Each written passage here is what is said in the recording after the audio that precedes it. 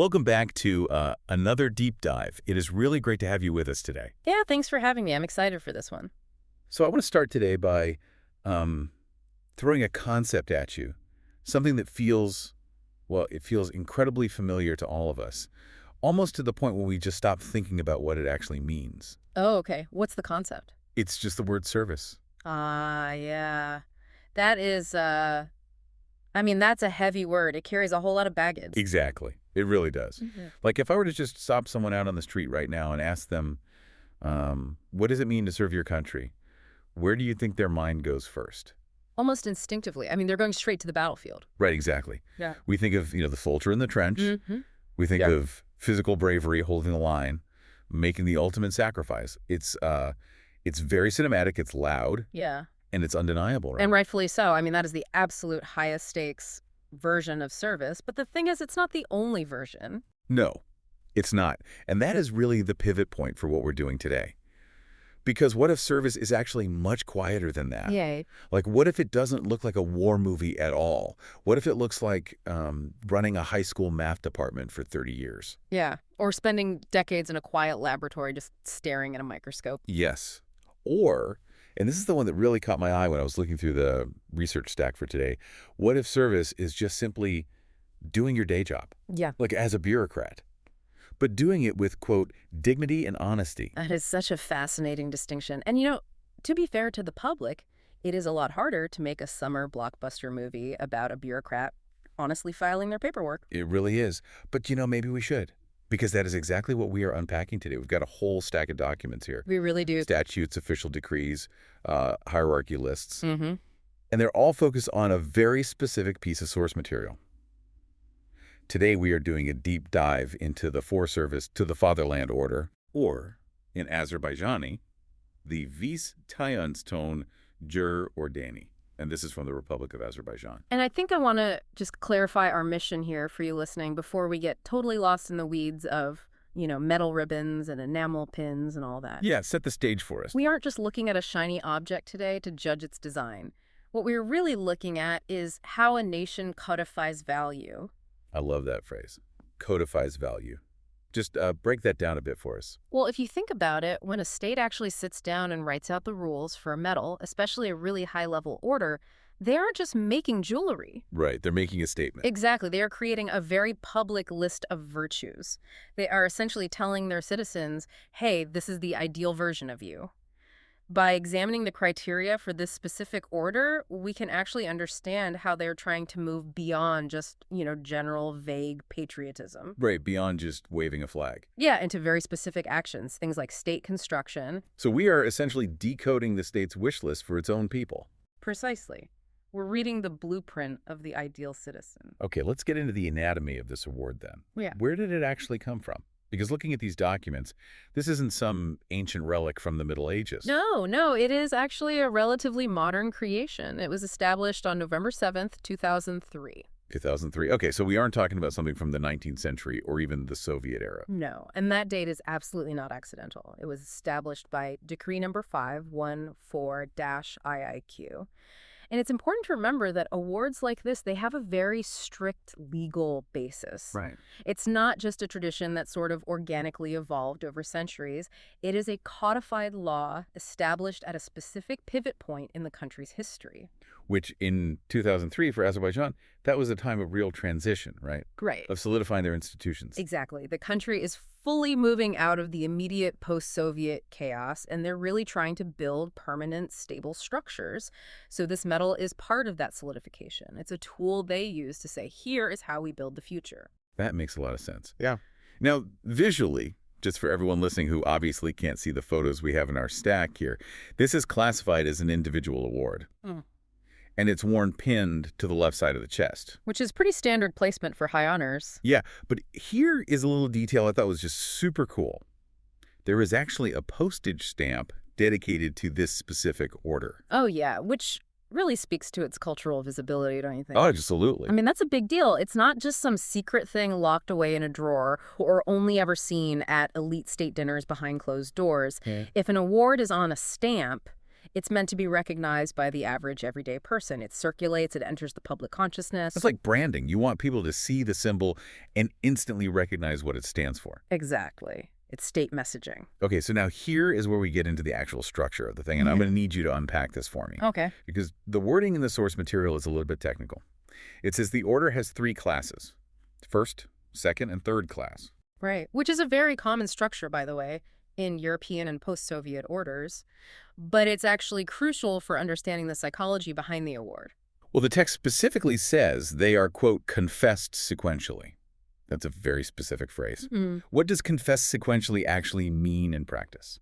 It implies a ladder of achievement. Basically, you generally cannot just jump right to the top tier, the first class out of nowhere, unless you are maybe a foreign head of state or something truly exceptional happens. Right. For a normal citizen, you have to earn the third class first, then you put in more time and work to move up to the second, and then finally the first. So it's gamified. In a sense, yeah. It really is. Yeah. But you should probably think of it more like a career path. It rewards longevity and consistent performance over time. Right. It tells the civil servant or the scientist, keep going. There is a next level to this. It's not just a one-off thank you for a single brave act. It's a recognition of a whole trajectory. It encourages you to stay in the game and just keep performing. That completely makes sense. It turns service into a journey rather than just a fleeting moment. It's not about being a hero for 5 minutes. It's about being a hero for 30 years. Exactly. It's the marathon runner's medal, not the sprinters. All right, so let's look at what actually gets you onto that ladder. We talked broadly about service, but the statute actually breaks down exactly what that means. And this is where we really get to decode those values you mentioned. Yeah, this is the absolute meat of the document right here, the criteria. So the first one listed here is, quote, loyalty to Azerbaijan Republic, which is standard right. You expect that. If you aren't loyal, you obviously aren't getting a national medal. That's table stakes. Yeah, that's the baseline entry fee, essentially. But then it immediately follows up with this. And this is the phrase that completely stopped me in my tracks when I was reading. It says, quote, performance of administrative duties with dignity and honesty. Dignity and honesty. It is just so specific. It doesn't just say doing your job well. It doesn't say meeting your quarterly KPIs. It explicitly specifies the moral quality of the work. Why do you think that's in there? Well, think about what that implies about the whole system and the culture they are actively trying to build. If a state has to explicitly reward honesty in administrative duties, you are doing 2 major things. Okay, what's the first? 1, you are acknowledging that honesty is a deliberate choice. It's not just an automatic default. It requires effort. That's a really good point. And 2, you are elevating the role of the bureaucrat itself. You are saying that pushing paper, managing local budgets, or running a department isn't just a boring job. It's a matter of honor. Yeah. Because in many parts of the world, administration is seen as invisible or tedious or, frankly, even prone to corruption. It's the stuff nobody wants to deal with. Right, exactly. Nobody wakes up in the morning and says, wow, I really can't wait to go admire some administration today. Right. But here, the state is explicitly saying, no, look at this. If you do this with dignity, if you are honest when nobody is looking, that is service to the fatherland. That's really interesting. It really frames bureaucratic work as a profound moral act. It's Yeah. almost acting as a positive reinforcement against corruption without having to explicitly use the word corruption in the statute. Precisely. Instead of just writing laws punishing the bad behavior, you are creating a very prestigious award for the good behavior. You are making honest administration a medal-worthy trait. And that is a powerful cultural signal to send to your entire civil workforce. Absolutely. Okay, then we move down to the next criterion in the text. Quote, productive activity, excellence, and outstanding public services. And you really have to notice the emphasis on the word productive there. Yeah, it's not just tenure. It's not, hey, you've been here for 20 years, so here's your customary gold watch. Exactly. Productive activity means output. It means tangible results. You have to actually produce something of value. And then excellence implies you are doing it better than the baseline standard. It suggests that just showing up every day and warming a chair isn't enough to officially serve the fatherland. You have to be highly effective. Okay, so we have honesty on one hand, which is all about character, and then productivity on the other hand, which is all about output. And you need both. You can't be a highly productive crook, and you can't be an incredibly honest slacker. This medal demands both sides of the coin. Which brings us to the phrase that honestly sounds the most epic out of all of these. It says, quote, special contributions to construction of the national state. Construction of the national state, that is quite a loaded concept. It sounds so physical, like Yeah. actual masonry. But I assume they don't just mean construction workers out there pouring concrete. No, the physical infrastructure is certainly part of a functioning state. But we have to go back to the context we discussed earlier, 2003. This is still a relatively young, independent nation solidifying its institutions. Right. By using the word construction, it frames the recipient of this medal not just as a citizen who passively lives in the house, but as an active builder of the house. A co-architect of the country. Exactly. Whether you are drafting laws, building actual bridges, designing a new school curriculum, or creating a cultural policy, you are laying the bricks of the state itself. It connects your individual daily effort to the very existence of the nation. Wow. It's saying the state isn't just a given thing that's already here, it is currently being built. And you are the one building it. And they don't leave it vague either, which I appreciate. The source material actually lists specific sectors. It says, quote, special contributions in science, education, and health sector. And this is very significant. Why those three specifically, though? Well, often when we look at national service awards globally, they can be heavily weighted toward politics, diplomacy, or national security. So by explicitly naming science, education, and health, the statutes are dramatically broadening the definition of what actually protects and builds country. Well, ask yourself what makes a strong country. Yes, a military, absolutely. But also, you need a population that is healthy. That's your health sector. You need a population that is smart and capable. That's education. And you need a nation that is constantly innovating. And that is science. So basically, a teacher working in a small rural village or a doctor running a local clinic is being told you are building the state just as much as a high-level minister in the capital. Exactly. It elevates those specific everyday professions to the level of pure national strategy. It signals that having a healthy, educated populace is fundamentally part of the fatherland that needs serving. It validates those professions as patriotic duty. It brings the teacher completely into the fold of service. I really want to pivot now to see where this award fits into the wider food chain, so to speak. Because the source material gives us this huge list of precedents. Yeah. Basically the official pecking order of the medals. And it is, well, it's complicated. It really is. It's an entire ecosystem of honors. You have to look at what's called the Order of the Orders. So according to the text we have, where does the Forest Service to the Fatherland Order actually sit? It states that it follows, quote, any other orders and medals of Azerbaijan Republic. Okay, so it's the anchor at the bottom. In a way, yes. But you really have to look at what comes after it in the list, or rather what ranks higher than it. Because in these official state documents, they usually list the highest honors first, or in a very specific descending sequence of importance. Right. Let me just read off this list of what sits above it, because Okay. these names sound incredibly prestigious. Up for it. If you are wearing the Service to the Fatherland medal, you are still looking up at the Heydar Aliyev Order, the Istiglal Order. And Istiglal translates to independence. Okay. Then the Shah Ismail Order, There. the Azerbaijani Flag Order, the Shohrat Order, Shuro means glory. the Sharif Order, Shurif is honor. and finally the Dostlug Order. And Daflag means friendship. So we have independence, flag, glory, honor, friendship, and then service to the fatherland. It kind of feels like service to the fatherland is the, I don't want to say basic, but maybe the foundational award. I would actually call it the Workhorse Award. And I don't mean that as an insult at all. Workhorse. Yeah. If you look at those higher tiers, the Heydar Aliyev Order is the absolute pinnacle. That's usually reserved for heads of state or truly monumental historic figures. The Independence Order is likely for people involved in the founding moments of the state. Glory and honor are very high-level prestige awards, often given for the lifetime achievement of really famous cultural figures. Right. Those sound like they're strictly for the superstars, the people you read about in the history books. Exactly. Yeah. But service to the fatherland, that is the engine room of the country. That is for the people keeping the lights on, the ones teaching the kids, the ones running the ministries, honestly. That makes total sense. It fits as a high honor, absolutely. It's still an order, which inherently ranks higher than a standard medal. But it's the one that recognizes the day-to-day continuous construction of the country. The others might recognize singular historic brilliance or massive diplomatic breakthroughs. Right, like friendship or Dostlug probably goes to foreign dignitaries most of the time, right? Often, yes. It's a key diplomatic tool used to cement relations between countries. Whereas service is deeply, deeply internal. It's for the people actually living and working right there. Precisely. It is the award for the domestic builders. It's for the people on the ground doing the work. And I want to zoom out just a little bit more. We have this massive list of other medals in the source material. Yeah. And it is fascinating to see what else is on there. It gives us a really good sense of the overall landscape. Context is everything with these. Yeah. You really can't fully understand one medal without seeing exactly what it is surrounded by. One thing that immediately stood out to me is the huge contrast between this civil order we've been talking about and the military stuff on the list.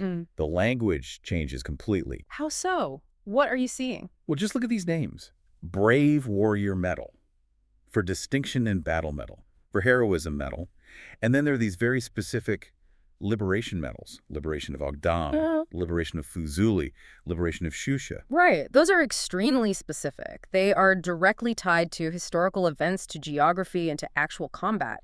They tell a very distinct story of conflict and territory. And there are wound medals, too. Yes. Yeah. And those are incredibly visceral. They reward direct physical sacrifice and specific brave actions in a highly specific time frame. It's saying, I was at this exact battle, or I helped liberate this specific city. It's about a moment in history where you quite literally put your life on the line. Compare that visceral language to service to the fatherland. Right. Service to the fatherland is much more abstract. It's timeless. You don't win it for taking a hill under fire. You win it for productive activity and deep honesty over an entire career. It seems like it perfectly balances the system. Exactly. You have the warriors on one side and the builders on the other. And a state absolutely needs both to survive and thrive.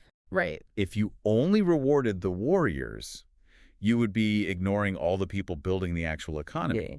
But if you only rewarded the builders, you'd be ignoring the people actively defending the borders. Seeing the full list shows both sides of that coin. Then there's this whole other category in the source documents of what I would probably call niche recognition.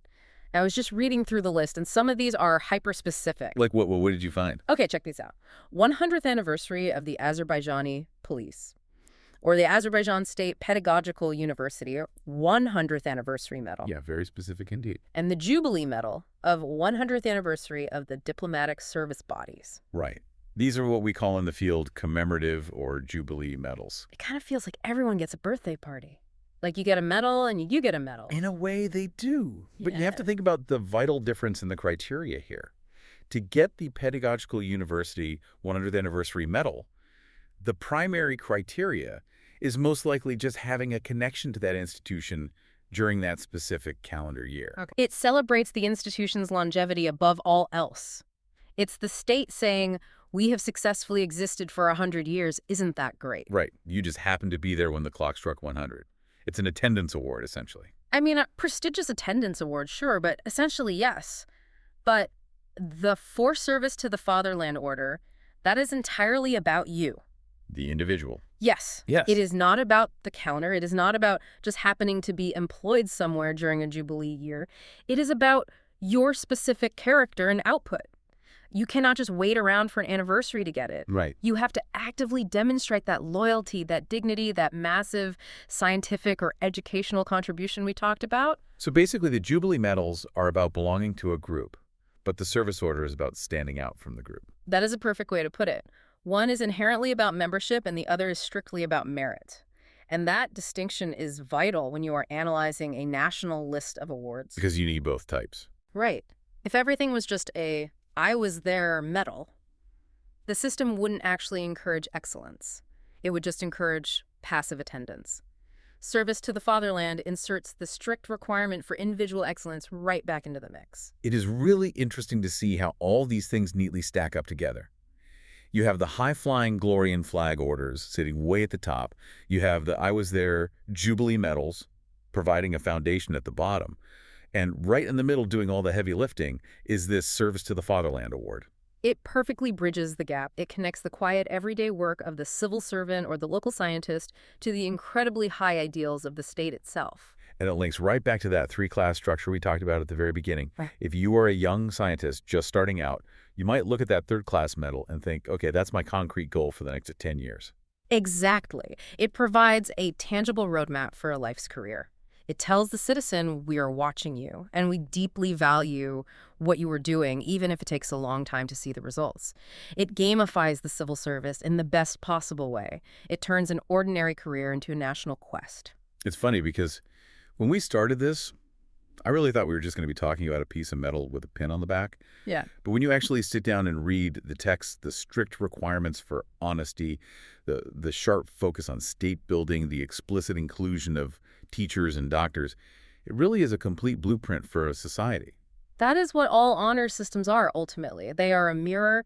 They show us exactly what a society values most at its core. Yeah. In this case, yes, they absolutely value the brave soldier and the slick diplomat, but they also explicitly value the honest administrator and the productive scientist. They deeply value the builders. The builders. I Yeah. really like that as a summary. Yeah. It fits the construction of the national state criteria perfectly. It really does, and it's a great reminder that nations aren't just born one day and then they're entirely done. They are constantly under construction, every single day. So just to recap everything for everyone listening, today we've looked at the Force Service to the Fatherland Order. Established in 2003, right at a major turning point for the nation, it is a civil honor that sits right below the big heavy hitters like the Heydar Aliyev Order and the Flag Order. And it's awarded sequentially. Right. You have to climb the ladder from third class up to first class over your career. And critically, it completely redefines patriotism to explicitly include productive activity and administrative dignity. It proves that service isn't just about loudly loving the country, it's about working efficiently and, most importantly, honestly for it. It is the award for the people who just show up and do the hard, quiet work day after day. And who do it with total integrity. Which brings us to the end of this deep dive. But before we go, I want to leave you with a final thought to chew on. Throughout this discussion, we've talked about how this specific award balances productive activity, meaning actual results, with dignity and honesty, meaning pure character. Two very, very different things, but both are completely necessary. Right. So here is the question for you to mull over. If you were put in charge of designing a brand new award for service to your own community, whether that's your workplace, your neighborhood, or even your own family, what would you prioritize? It's a tough balance. Would you give the gold medal to the person who gets the absolute best results, regardless of how they managed to do it? Or would you give it to the person with the most unquestionable character, even if their actual output happens to be a little bit lower? Can you really have true service without having both? I think that is the real challenge. Productive activity versus dignity and honesty. It really is a tough choice when you get down to it. Let us know what you think. Thanks for listening to The Deep Dive. We will catch you on the next one.